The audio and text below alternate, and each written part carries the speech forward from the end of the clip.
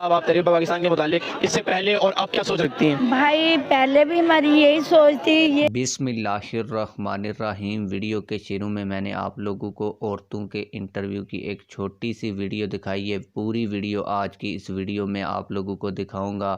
عورتیں تحریک لبیک پاکستان کے بارے میں کیا رائے رکھتی ہیں، کیا وہ تحریک لبیک پاکستان کو آنے والے الیکشن میں ووٹ دیں گی یا نہیں، اس متعلق جب آپ لوگوں کو پوری ویڈیو دکھاؤں گا تو آپ لوگوں کو ان کی رائے کا پتہ چل سکے گا۔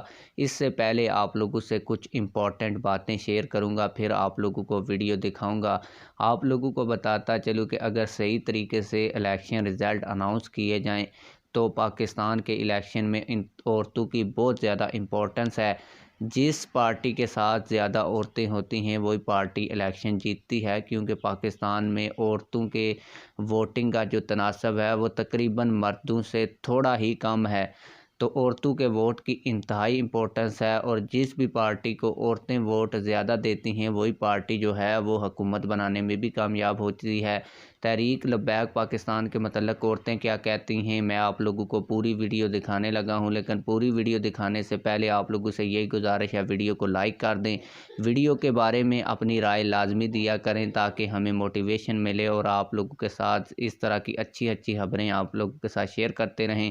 چینل کو لازمی سے سبسکرائب کریں تاکہ ہماری ہر نئی آنے والی ویڈیو بھی آپ لوگوں کو ملتی رہے۔